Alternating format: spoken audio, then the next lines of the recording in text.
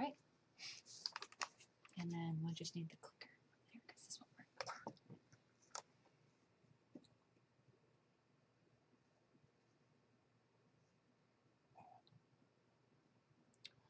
Hi, everybody. I'm Storm Team 8 Chief Meteorologist Steve Jerve. With me, meteorologist Julie Phillips. Just want to bring you up to date on Hurricane Irma. We're Facebook Live right now. I think I should bring up my phone so we can answer some questions. But yeah. Anyway, this is a dangerous storm. Category 5, 185 mile per hour winds. Not often that we talk about a storm of this magnitude and strength. And when Ian and I did this similar thing yesterday, it was 140 mile per hour wind. So that's how much it's changed. This is a dangerous storm. Yeah, and I mean, it's really, significant. If you think about 185 miles per hour, it's kind of hard to even wrap your head around it. It is. And it's forecast to stay fairly strong because of several things. A lot of warm ocean water ahead of the system, as well as a lot of high-level and mid-level humidity in the atmosphere. And that's partly also where storms draw their strength from. Yeah, and you can see that well-formed image on the satellite imagery there, that well-deformed eye. It's moving right west at 15 miles per hour, right towards the northern Leeward Islands, expected to come very close to the northern coast of Puerto Rico. I mean, it could potentially even hit the northern coast of Puerto Rico as well. Right. Why don't you grab your phone there and call up let's see. Facebook page, and we're actually doing a Facebook Live right now, so you're joining us live. Maybe we'll answer your question in a second here. Do you want to ask it? Oh, yeah. Okay. Do you want to go to the wall? We have our producer checking in here right now. We've been watching this throughout the day, passing north of Puerto Rico. There are hurricane warnings in place right now for Puerto Rico, and also moving toward the island of Hispaniola with both Dominican Republic and also Haiti. And so they're also in an area of concern. It looks the way it looks right now, like the southern part of the eye wall at Category 4 or 5 strength could pass very close to the northern part of Puerto Rico, and that'd be rough. Although in this case, the worst part of the storm is the advancing side or the northern side of the eye wall. That's where the winds would be the strongest. Yes, and we can probably go ahead and get to that track because I know that's what everyone really wants to see at this point. Right, and this track will change certainly for us over the next couple of days. It might be a little bit of a delay here. Yeah. There we have it. Okay. Should I roll that back? Is it possible? Can't do that. Okay.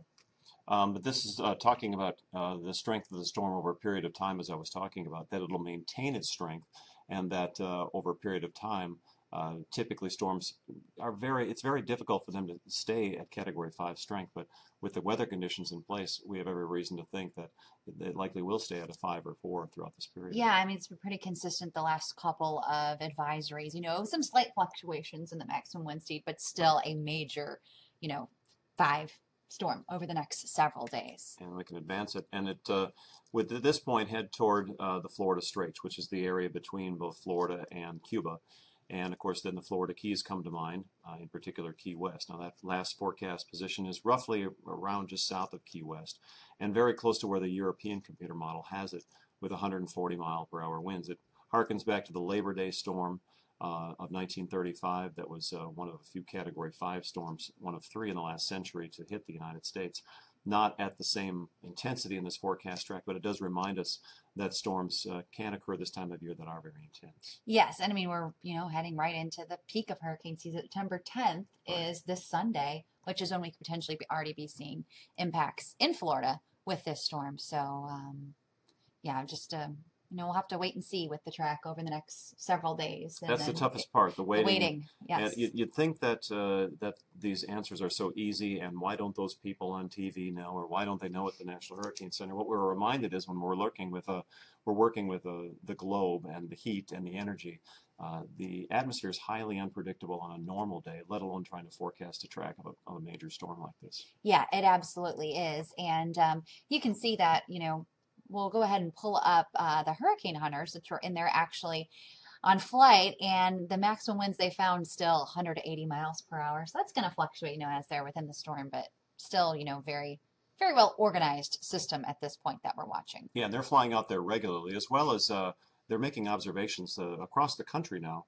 Weather stations, National Weather Service offices are setting up weather balloons 6 times a day to try to get a better picture of the upper level wind flow pattern. That's what guides these storms essentially. And for us, it's an area of high pressure that's sitting in the Atlantic, whether it's weaker or stronger at the time the storm advances farther west. And when it takes that northerly turn is the question. Right. And, just about, 50, 100 miles can make a huge difference on any impacts here in the Tampa Bay area. Check for any questions. Yeah, let's check for some questions. This is a list of some of the strongest hurricanes. And look at the winds there, 185 mile per hour. This is from Irma. Compares in wind strength to Allen in 1980, Wilma. Of course, we all remember that one. We got very low pressure at 882 millibars. And that happened virtually overnight. The Labor Day storm that I mentioned with 185 mile per hour winds and the low pressure there as well. That was actually taken by a human observation, a guy holding a barometer in 1935. So this is at this point. Now that can change in both strength and path, but that's just the current historical nod there.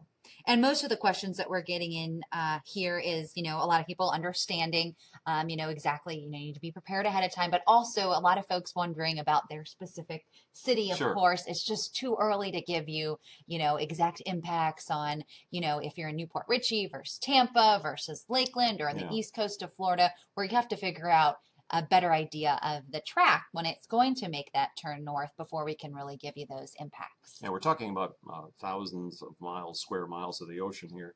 And as time goes by, that'll narrow down. And then when we see the actual storm, if it does make landfall in the state of Florida, where it is relative to the Tampa Bay area, and then we'll talk very specifically in that coverage about what kind of effects. And we'll go county by county, city by city, and talk about effects, when you'll see those effects, and hopefully kind of forecast as to what you'll be able to expect throughout that period. Your job right now is to prepare. Everybody's hurricane plan is different. Everybody has different hurricane needs, essentially, to survive a storm and then survive the aftermath. So get your hurricane plan in place, and if you have to evacuate, if that evacuation order is made, those plans should be in place well ahead of time. That's your job right now. Like you said, now the waiting time is hard. We wish, we could tell you exactly what was going to happen. Believe me, we wish we could very clearly tell you. Yeah.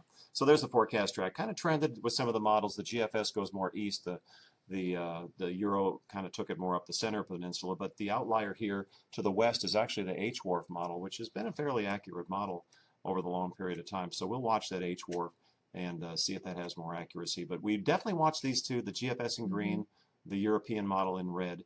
You can see they almost mirror each other over the next several days. You can see through the end of the week, although it looks like the Euro does kind of wander a little. Yeah, and that's really what we've been seeing. Through this week, we have a really good idea of where we think it's going to go. And then by Saturday is when we start to see, some of our major models diverging a good bit. And so a lot of folks are asking, when will we know? But I think probably by Thursday we'll have a much better idea of, if this is going to go a little more east or more west or, directly over Florida. We'll have to We'll have a much better idea by Thursday, but it still won't be absolutely definitive.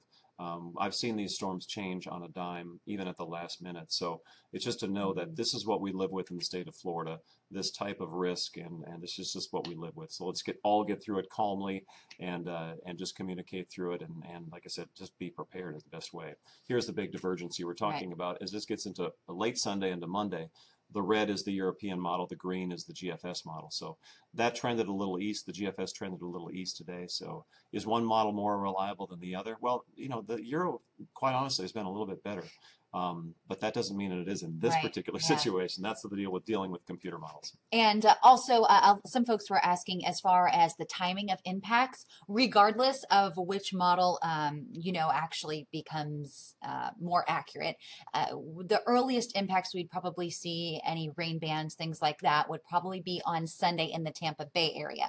So just for your planning purposes, by Sunday, if you're wanting to leave, it is probably, potentially could be too late at that point. Right, ideally before then. Then you have to wonder where you evacuate to. If a storm is moving south to north, if you're driving up I-75, and a lot of people have that same idea, then you're going to have a lot of company on that road. You don't want to be stuck on the road in a hurricane. So if you are thinking about going and really are passionate about that, then ideally the sooner the better.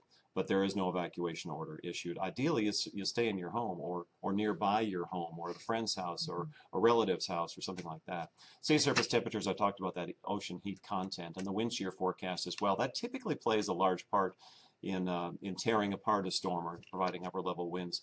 But we just don't see the wind shear to be a major impact. In other words, the high wind shear values you can see relatively low wind shear near the storm. So that's not a big player in affecting the strength of this storm. Yeah, really, we don't expect the storm to weaken much over the next several days. Not much wind shear, like Steve mentioned. Right. The water temperature plenty warm. The only thing that could potentially maybe weaken the storm is if it took maybe a farther south route over Cuba. Some of the land interaction there could potentially weaken it some, but Right. generally we're not expecting that. And to wrap this up, because Julie's coming on Yes. on Grade 38 at 8 Mhm. p.m., you can tune in there and find out more information. But to briefly tell you about Tropical Depression 13, this formed in the Western Gulf. This doesn't look like a major storm. No, not at this point. If it is named, it could become Katia. Right, Katia is the next name on the list. And then finally we have Jose, which is well east of Irma. But Irma's really the focus here. And it looks like the forecast track at this point made it a Category 2 and kept it off sea. I haven't looked a lot at Jose because Irma is such a great focus. It's hard for two storms to exist for a long period of time in the same plane there. Yeah, right now, just, we do have some other areas we're watching, but the main focus should continue to be on Irma, which ours will be on Irma as well for you. So be patient. I know it's difficult not to have a complete answer in a society where we have instant answers for everything. Dealing with this size storm over a period of time is very difficult. We're doing the best we can. We'll offer you the best we can, but again, the onus is up to you to prepare in any way. Hopefully you make those preparations and we don't need them, but if you do, you'll be very glad that you did. And you'll be ready for, seasons down the line too, storms Absolutely. down the line. Yep. One thing about hurricanes is once you've seen one or been in one, you are a believer. Up until then, it's theoretical. Mm-hmm. But when you actually see them and feel them and hear them and see what they can do, you prepare. All right. So thank you very much for joining us. Julie's coming up at 8 on Grade 38. And, of course, we'll be back with more and keep you updated the rest of this week. And the new track comes out at 11. 11 so p.m. tune in with Steve then. On News Channel 8. Thanks. Thank you.